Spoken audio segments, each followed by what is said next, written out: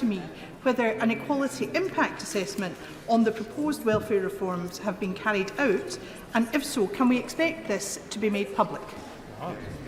Minister. I write to the honourable lady on that question. I can reassure her I've met with her and with my counterparts in the devolved space on the PIP reforms and the wider consultations to really make sure that we're hearing the voices from everyone. As I said earlier in these questions, the UK is a signatory to the United Nations Committee on the Rights of Disabled People, Mr Speaker. We remain committed to ensuring the UK is one of the best places to live and work as a disabled person. I come from a caring and a family that lived with disablement. We need to listen to disabled people, stop scaremongering and make sure they are understood, and that is exactly what our reforms and engagement is all about. Number 6, please, Mr Speaker. Me again, Mr Speaker. DWP ministers continue to have regular discussions on state pension inequality. We introduced a new state pension in 2016 which improves outcomes for many women. Outcomes will equalise for men and women by the early 2040s, over a decade earlier than under the previous system. Speaker, some WASPI women in Bedford are living in severe financial hardship because of having their pension income stolen in some cases twice. Their right to compensation has been tested and won. So does the Minister agree with me that given a WASPI woman dies every 13 minutes, the compensation scheme needs to be set up immediately, and although it should not be a one-size-fits-all package, it must be simple, clear and easy to operate? Mr Speaker, I know this is a very emotive issue, and for all of us who have constituents who are worried about their pension age, I would remind them that pension credit provides a safety net for people on low income, so do look at the benefits calculator on .co.uk. There will be a full debate on the Ombudsman's report tomorrow, and the Government will, of course, take all views into account as we identify and implement next steps. The Ombudsman report is complex, it's substantial, and the investigation covers 30 years. And I do appreciate all parties want to see it resolved as soon as possible. As our Secretary of State has said, there'll be no undue haste, and we will be listening to everyone. Question 7, please. Thank you, Mr Speaker. NHS England plans to make further changes to reporting on sex and gender in national data sets once the Unified Information Standard for Protected Characteristics has been approved and published. This will unify reporting on 8 of the 9 protected characteristics, including gender reassignment and sex.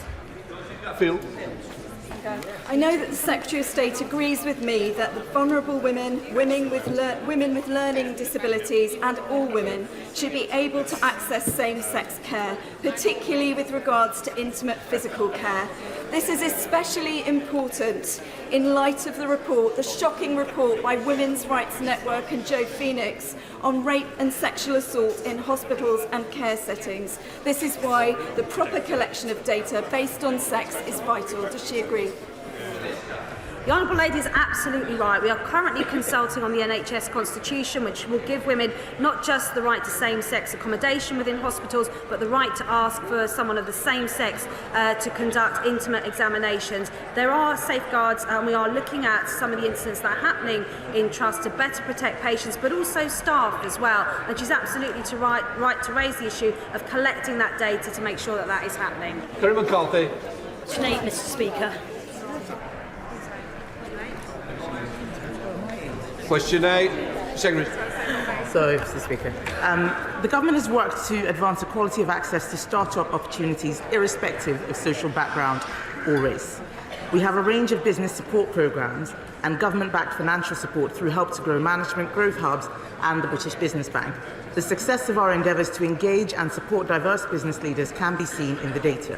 In 2023, 44% of the 30,000 people in England helped by the Business Support Helpline were from ethnic minority backgrounds. thank the Minister for that response, although I found it a little bit difficult to hear it. But Bristol has a thriving and very entrepreneurial Somali community. But they say to me that one of the things that they constantly come across is that they're almost expected to set up businesses that just serve their own community, rather than being part of mainstream regeneration efforts and the general commercial life of the city. So what is the Equalities Department doing to try to make sure that they can make that breakthrough out of just being community-based projects? I thank the Honourable Lady for her question. I think it's quite interesting that a number of people do have that perception that they should stay in their lane. This government does not support any sort of activity that is segregationist. We believe that we treat people equality. We must treat people equally under the law, and all of the access programs which we do have are available irrespective of ethnicity. People should be encouraged to serve the entire community, not just people who look and sound like them. Some of the schemes which I mentioned in my earlier answer are available, and I would like her to note that the Startup Loan Company reports that in her constituency 42 startup loans were issued to ethnic minority-led startups for about £315,000. So there are opportunities out there, and I'm happy to write to her with more information if she needs it. Rachel Hopkins. Article 1. Secretary of State. Mr. Speaker, institutions should be able to operate free from ideological pressures. Despite Stonewall's attempt to have them stripped of their status at the UN, I am delighted that the EHRC have retained its accreditation as an A-status national human rights institution, denoting full compliance with the Paris Principles. As I have said before, Stonewall does not dictate the law in this country or indeed in the UN. Having retained their A-status, the Equality and Human Rights Commission retains its independent participation rights at the UN Human Rights Council and remains able to report directly to the United Nations on human rights issues. Hopkins. Thank you, Mr. Speaker. ONS data shows that 25.3% of women are economically inactive compared with 18.4% of men. And many women say access to flexible working could see them return to the paid workplace. What steps is the Minister taking alongside her Cabinet colleagues to ensure that all workers have access to flexibility in their working hours? Secretary of State. There is a lot that my department in particular is doing. We have put out multiple bits of legislation that will help to entrench workplace equality, whether it's around flexible working rights or around sexual harassment in the workplace. And there is more that we are doing even on the trade side. We continue to ensure that we have provisions which advance gender equality in our free trade agreements because we want to break down barriers and create opportunities for female entrepreneurs. Andrew Jones. Popular man. I'd like to raise an issue with the Minister that was raised with me at a recent constituency surgery. What is the government doing to ensure privacy and dignity for women is protected in toilet facilities? I thank the honourable gentleman for his question. There are various reasons why women and men should be able to access single-sex spaces, and public toilets are no exception. So we are updating building regulations so that toilets in non-domestic buildings offer safety, privacy and dignity for all people who use them. There is often confusion, Mr. Speaker, between gender-neutral toilets and unisex toilets. We support unisex toilets, but toilets and bathrooms where men and women share the same space are the things that we are trying to get rid of with these new building regulations. Gregory Campbell. Mr. Speaker, during the Northern Ireland Assembly campaign, some female candidates were subjected to AI-utilised deepfake and grossly offensive content. What action is being taken by the government to regulate the dissemination of such imagery, where it could affect the otherwise freely expressed choice of voters at the ballot box, especially as we approach a general election in the coming months? Mr. Speaker, the Online Safety Act did introduce new offences which criminalise the sharing or threatening to share an intimate image without consent, and that includes deepfake intimate images. The government is working to ensure we are ready to respond to the full range of threats to our democratic processes, including through the Defending Democracy Task Force. If deepfakes are discovered by users on social media, they should report them directly to the platform. In the case of elections, they should be reported directly to the Electoral Commission because it is already an electoral offence to make false statements of fact about the character or conduct of a candidate during an election. Mr. Speaker, having endured an induced coma and 6 rounds of chemotherapy, 17-year-old Leonie Miller launched her new business at a Wayfinder Woman event last month. Would my right honourable friend join me in wishing Leonie every success and outline what support and advice is available so other young women see running their own business as a very real prospect? I would like to wish Leonie every success, and my right honourable friend is right to raise this issue. In March, we proudly announced the launch of the Invest in Women Task Force. Its mission is to make the UK the best place in the world to be a female founder, and since its launch, the task force members have been working with the private sector to begin raising its fund for female founders, just like my honourable friend's constituent. Sarah Green. Both Baroness Cumberledge in the first Do No Harm report and the Patient Safety Commissioner in the Hughes report recommend a redress scheme for women harmed by surgical knife. What conversations is the Minister having with government colleagues to make this redress scheme a reality for these women who are still suffering? Well, it's this Conservative government that's commissioned the Patient Safety Commissioner to do a report on what redress would look like. It's really important that we take those recommendations in detail, and actually we are looking at that, and we aim to respond to the Patient Safety Commissioner in the coming weeks. Miriam Cates. Thank you, Mr. Speaker. Thank you, Mr. Speaker. Some sporting bodies have interpreted the Equality Act in such a way that they believe they cannot lawfully ban males who identify as girls and women for competing in women's sport. Does my right honourable friend agree that this interpretation is not correct and that it is lawful to exclude all males from female sport to achieve safety and fairness for women and girls? Same state.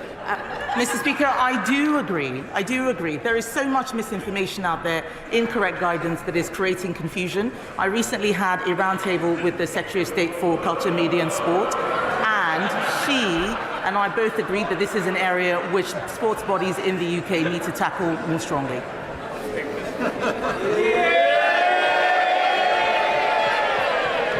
Right, that's... I'm not sure the Chief Whip is. Right, let us... We now come to Prime Minister's questions. Jonathan Lord. Question number 1, Mr. Speaker. Minister. Mr. Speaker, this morning I had meetings with ministerial colleagues and others. In addition to my duties in this House, I shall have further such meetings later today. Jonathan Lord. Residents across the eastern villages of Woking in Byfleet, West Byfleet and Pyrford have seen a large number of proposed developments over recent years. Of particular concern is an area of beautiful fields near West Hall, where over 1,000 of my constituents have written back to me in recent weeks expressing their deep concerns about the lack of provision of local infrastructure and the potential effects on the local environment. My residents and I will fight on, but does the Prime Minister agree with me that Labour's proposals to concrete over vast swathes of the Greenbelt in Surrey and the South East would be a complete calamity? Well, Mr. Speaker, my honourable friend is absolutely right. Unlike actually both the Liberal Democrats and the Labour Party, who believe in top-down targets that would decimate the Greenbelt, we believe in local people having a say over their local communities, which is why we are making sure that we make best use of brownfield land and ensuring that we conserve and enhance our precious countryside for generations to come. We now come to the Leader of the Opposition, Keir Starmer. Thank you, Mr. Speaker. On Monday, the Prime Minister treated us to his 7th relaunch in 18 months. He vowed to take on the dangers that threaten the country. So it was good to see the Minister for Common Sense immediately take up that mantle by announcing a vital crackdown on the gravest of threats, colourful lanyards. Meanwhile, in the real world, after 14 years of Tory government, the prison system is in chaos. Does the Prime Minister think that his decision to let prisoners out 70 days early makes our country more secure? Well, Mr. Speaker, civil service impartiality is an important principle that we're right to support, but perhaps he could ask his Chief of Staff about that.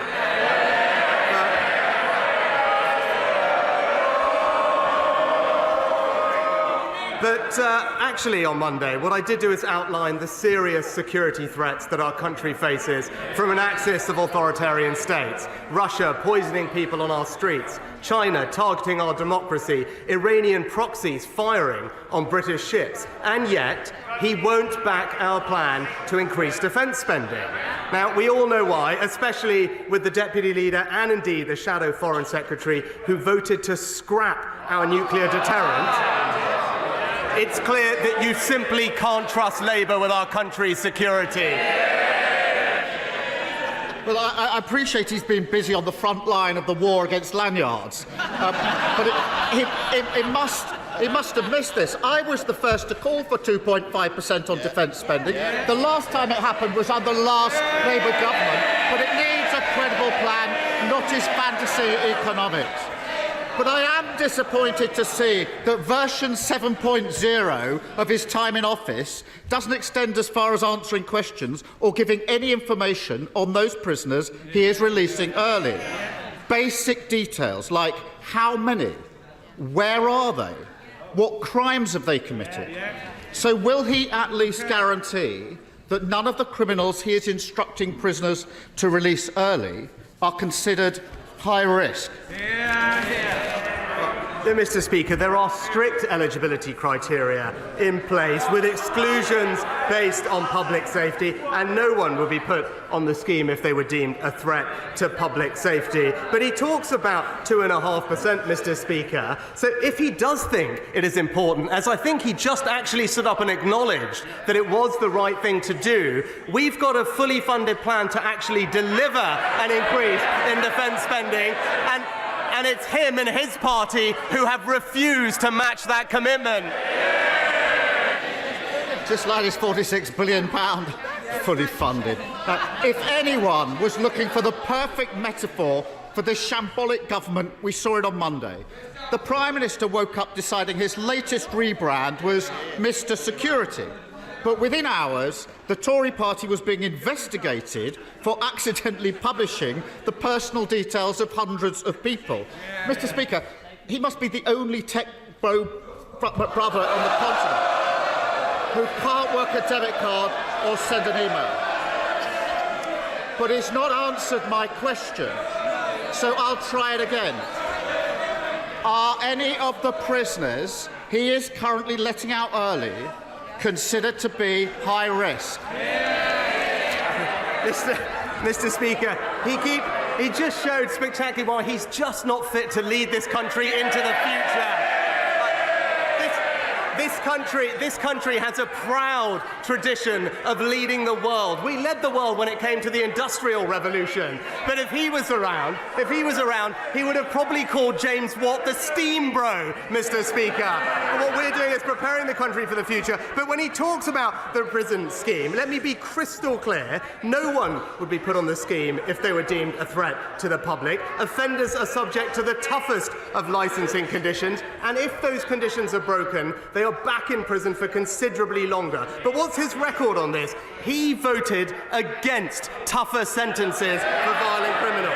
He actually opposed new powers for the police to tackle violent crime, voted against new laws that have arrested 1,000 criminal people smugglers. The message is crystal clear. He can't be trusted to keep this country safe. I appreciate that all this rebranding is taking all of his time, but he may want to read the recent inspection report into Lewis Prison. On this topic, I've asked him twice about. It documents, page 5, high-risk prisoners being released at short notice without sufficient planning. Page 46, a high-risk prisoner had his release date brought forward, despite a history of stalking, domestic abuse and a restraining order. Their words, he was a risk to children. Does the early release of stalkers, domestic abusers and those considered a risk to children sound like the work of someone who is making the country more secure? Mr. Speaker, as I've said, no one should be put on this scheme if they are a threat to the public. And let me be crystal clear, it does not apply.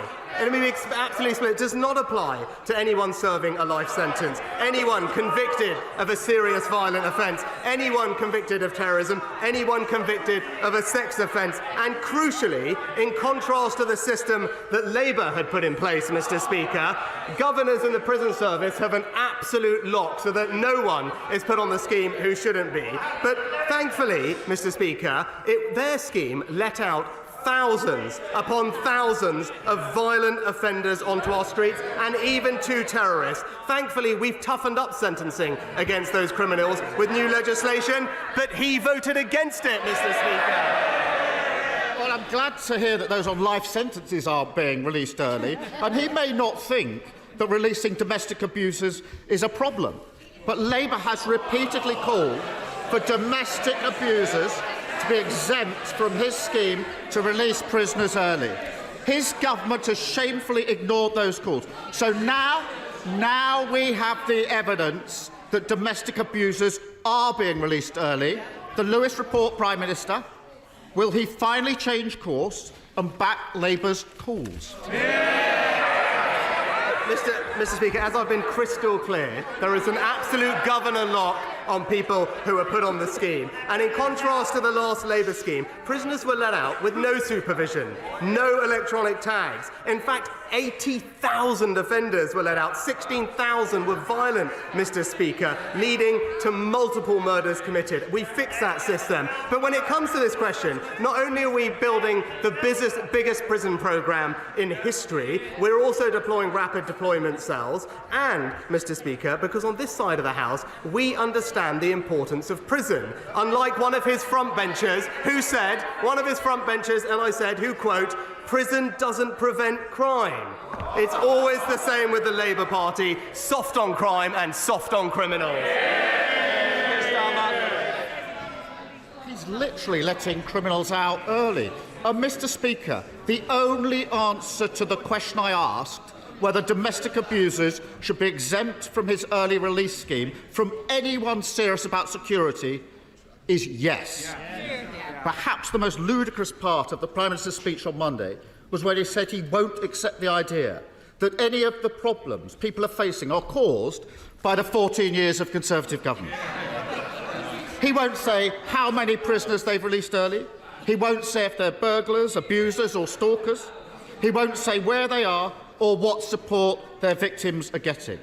Yet he thinks he has the right to tell people they can't blame his government for any of it.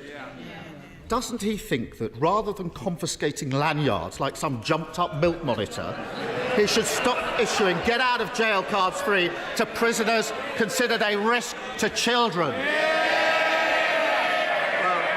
Mr. Speaker, another week with no ideas and absolutely no plan for the country. They've had 14 years to think about nothing but the future, but all they can do is talk about the past, Mr. Speaker. But I am surprised, because what he didn't bring up that has happened in the last week since we met is that statistics confirm that we have now had the joint fastest growth rate in the G7 this year, Mr. Speaker. The Bank of England said that the economy had turned a corner. E&Y said our growth was impressive. The chief economist of the Independent Office for National Statistics said the economy is going gangbusters, Mr. Speaker. Now, the Shadow Chancellor may want to copy and paste their comments into her next speech. Or does she think they're all gaslighting the British public too? Thank you, Mr. Speaker.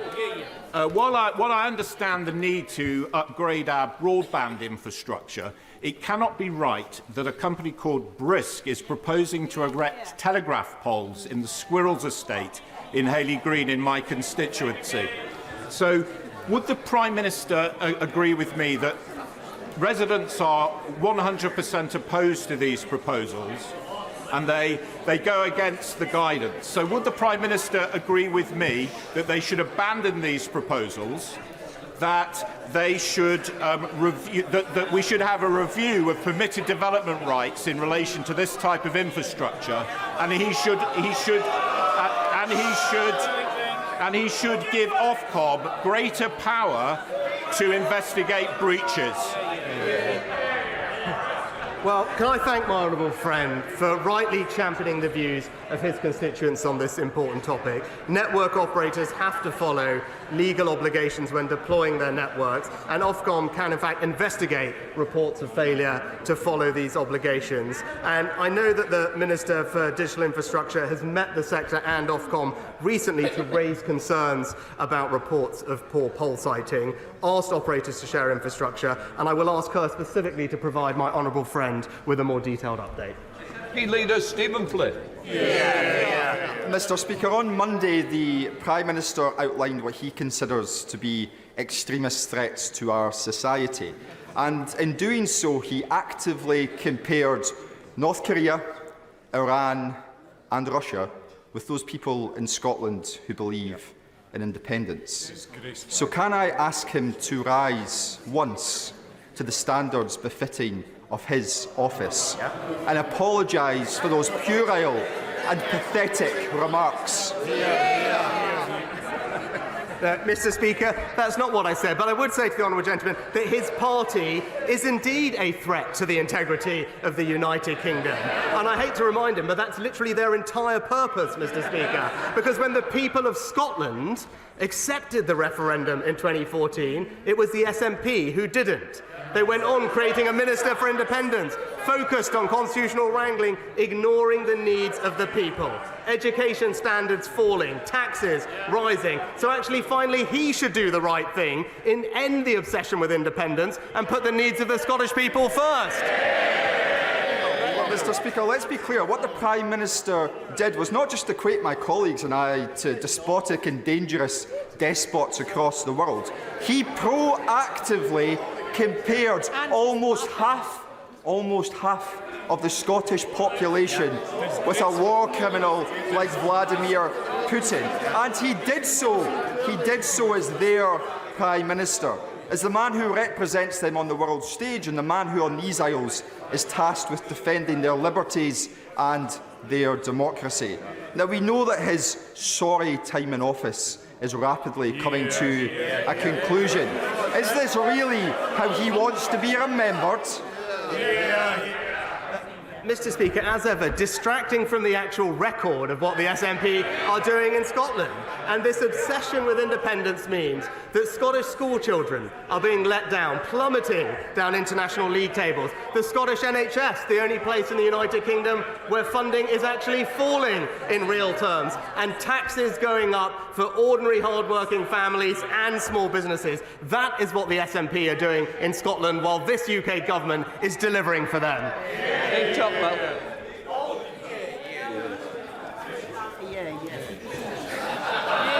Thank you, Mr. Speaker. Will the Prime Minister join me in congratulating Uxbridge College, who have recently entered into a pioneering partnership with the Massachusetts Institute of Technology? This is groundbreaking work for the further education sector, and it's going to have great benefits for local businesses and local students, for the education sector and for the local economy.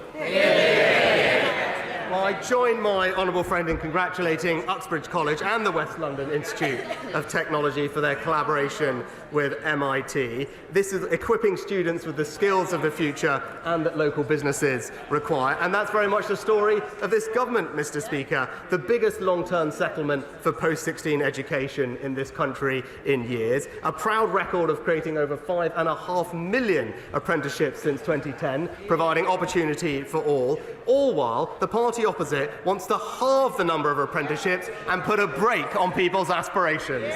Roberts. Okay. My party, Plaid Cymru, has secured a crucial win for our farmers as Labour in Wales are forced to pause the sustainable farming scheme.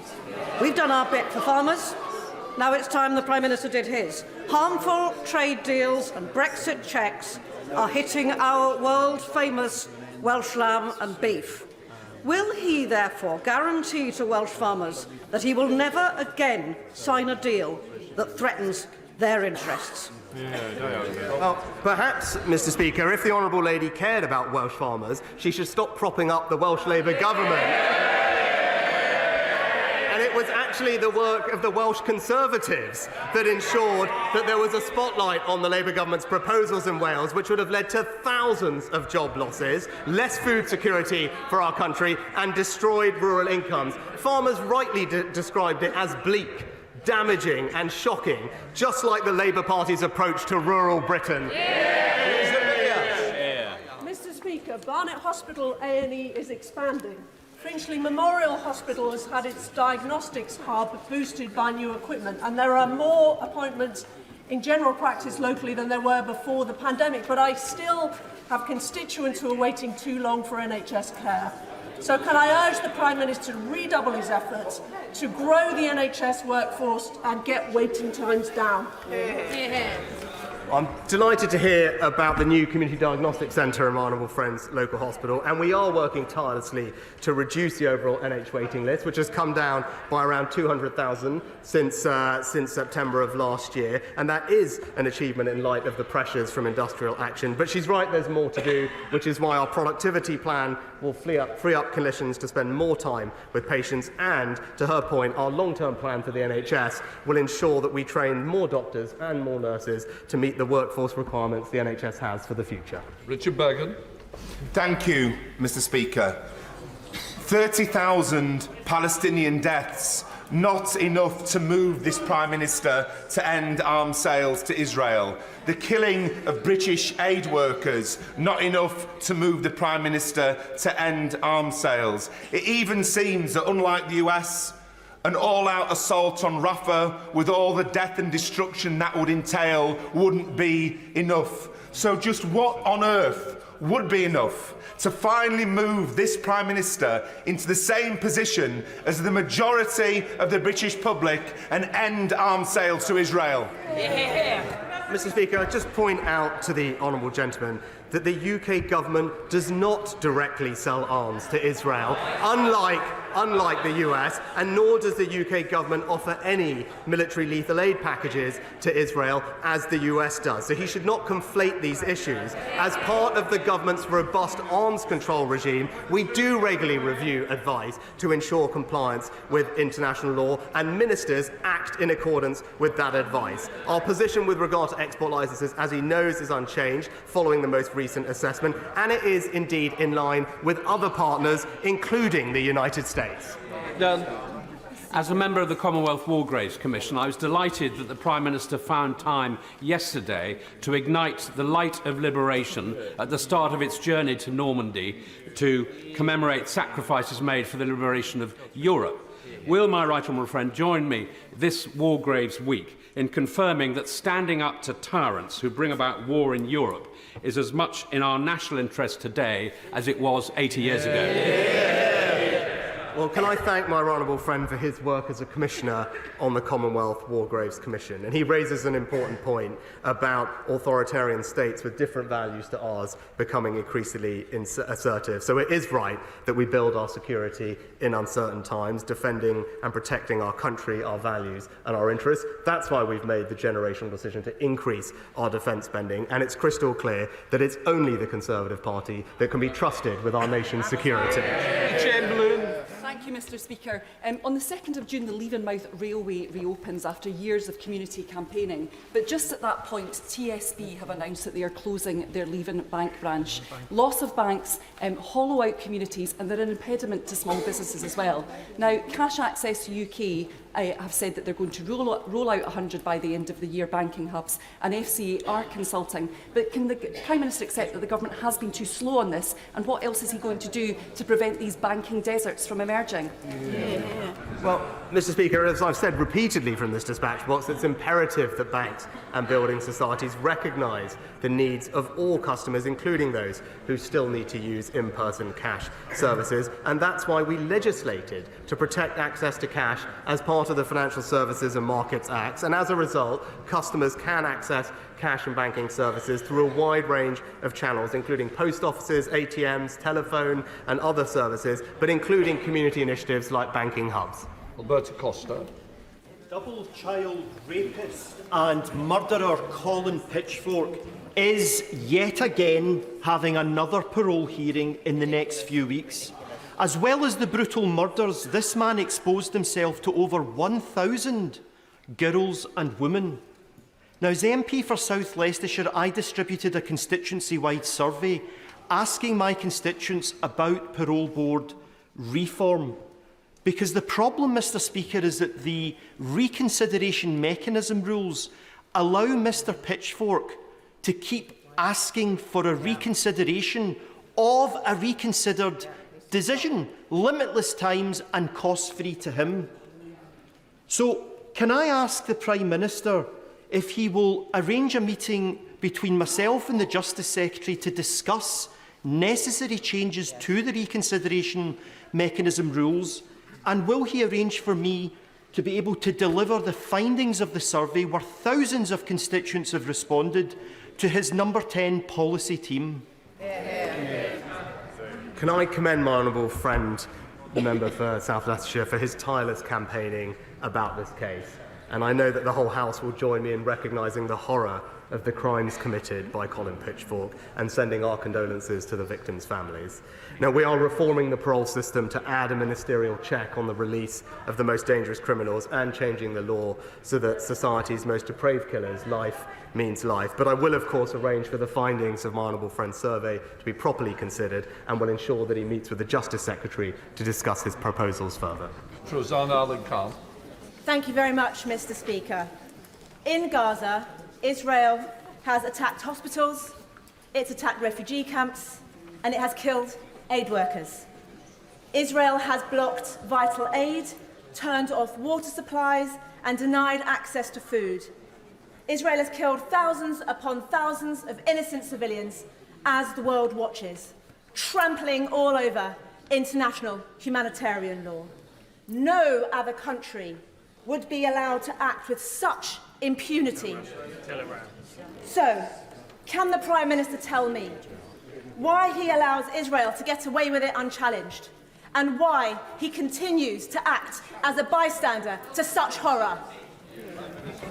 Mr Speaker, well, we do support, and I do support Israel's right to defend itself and remove the threat that Hamas, the terrorist organisation, poses to its people. But I am also deeply concerned about the growing humanitarian crisis in Gaza, and have consistently made that point at this dispatch box and to Prime Minister Netanyahu. We must see further action to ensure more aid gets to people who desperately need it. The Rafah and the Kerem Shalom crossing must be open to allow more aid in. We're doing everything we can, trebling our investment, trying to get aid in by land, air and sea, and currently working with allies to build a temporary pier. But she can rest assured that we, on this side of the House, will continue to do everything we can to get support to the people in Gaza who need it. Thank you, Mr Speaker. Last week, along with apprentices from the nuclear fuel company Urenco, I visited Coleg Menai in Llangefni. The students were excited, but they need certainty about the future of Wilva before they commit to a career in nuclear. Can the Prime Minister confirm when Great British Nuclear will decide if Wilva will be a gigawatt or an SMR site, when my students can expect to see spades in the ground, and when can his brilliant nuclear minister visit Wilva again to announce some good news? My honourable friend is a tireless campaigner for the Wilva nuclear site in her constituency. Now, she knows at the spring budget the Chancellor announced that Great British Nuclear has reached an agreement to purchase the site at Wilva, and these and one other site will be vital to achieving our aim of more energy security from nuclear power. Decisions haven't yet been made on the final site to be used, but as ever she makes a very strong and compelling case for her area, and as soon as a decision has been made, I know that the Energy Secretary is keen to update her at the earliest opportunity. Thank you, Mr Speaker. In March, the Parliamentary and Health Service Ombudsman's report into 1950s women's state pension injustice made clear to the government that the Department for Work and Pensions was guilty of maladministration, that these women suffered significant injustice, that they were owed compensation, and that Parliament must urgently identify a mechanism for redress. Nearly 279,000 of women have already died waiting for justice. So when will the Prime Minister finally place before this House a mechanism for appropriate redress? Well, Mr. Speaker, as I said to the House last week, I understand the strong feelings across the chamber about these matters and the desire for urgency in addressing them. And following the Ombudsman's multi-year investigation, it is imperative that we take the time to thoroughly review the findings, and I'm not entirely sure I agree with her characterisation of all of them so far. But broadly, we are committed to making sure that pensioners have the dignity and security they deserve, including through the triple lock, which is increasing pensions by £900 this year. But I welcome tomorrow's debate on the Ombudsman's report, and we will, of course, take all views into account as we identify and implement next steps. Thomas. Thank you, Mr. Speaker. I know that my right honourable friend, the Prime Minister, takes a personal interest in community pharmacy. Community pharmacists play an essential role in reducing pressure on urgent care services by helping people prevent ill health and managing long-term conditions. Pharmacy First is a good example of government commitment to community pharmacy. However, community pharmacy are under extreme financial pressure, and some are closing, including in St Ives. This year's 177 pharmacies have closed compared to 116 last year. Will my right honourable friend do everything he can to ensure funds are directed towards community pharmacy so that our pharmacy friends can help government to deliver NHS services where and when they are most needed? Minister. As my honourable friend knows, I do care deeply about the future of our community pharmacies. There are over 10.5 community pharmacies across the country working incredibly hard to serve their patients, and I'm pleased that around 80% of people live within a 20-minute walk of a pharmacy, and that's why we're backing them with Pharmacy First, with £645 million of extra funding, whereby people can now go and see their pharmacist rather than their GP to get treatments for the 7 most common ailments like ear infections and the like. And this will ensure that not only can they get treatments closer to home, Mr. Speaker, but it will help deliver our plan to cut waiting lists and get people the care they need more quickly. Thank you, Mr. Speaker. 3 North Tyneside schools have been identified with a structural problem, not RAC, with hundreds of pupils now taught off-site. Costs of putting these schools right significantly outweigh the £3.5 million SCA fund for all of North Tyneside. Will the Prime Minister ensure the Department of Education applies the policy that, if it's alerted to significant issues with a building that cannot be managed with local resources, it will provide additional support on a case-by-case basis? Well, Mr. Speaker, I thank the Honourable Lady for raising the case. As she knows, the Department for Education has provided extensive support and funding to all those schools that had RAC, which in the end was less than 1%, I think, of all schools that could have been affected. And more generally, given the very significant amounts we're investing in school rebuilding and maintenance, I'm sure that the Education Secretary would have heard her concerns and will write to her in due course. Thank you, Mr. Speaker. The clear message from yesterday's Farm to Fork Summit is that food security matters. So as we await today's written statement on ground-mounted solar, can my right honourable friend assure me that the thousands of acres of agricultural land proposed for solar installation in my constituency, from a 2,100-acre installation in the Claydons called Rosefield to smaller but equally destructive ones such as near the village of Kimblewick, now have less chance of getting approved? Honourable friend is absolutely right to raise this, and particularly at a time of increasing geopolitical risk, we must protect this nation's food security and therefore our most valuable agricultural land. Now, we can achieve our solar deployment targets and do that on brownfield sites, rooftops, and away from our best farmland. I know he'll look forward to the Energy Secretary's statement later today, which will ensure that we do avoid using our best agricultural land, because like him, I agree that we should be backing British farmers to produce more food. That's good for our country, good for our economy, and good for our food security. Ellen Morgan. Thank you very much, Mr. Speaker. I've seen for myself the mouldy and damp accommodation that our military families are sometimes forced to live in. So I was disappointed this week to find out that the officer in charge of accommodation wrote to families this month to say that requests for non-urgent repairs are not currently affordable. The Prime Minister has spent this week claiming that defence is a priority. So when is he going to prioritise a safe, warm and decent home for the servicemen and women who put their lives on the line for us?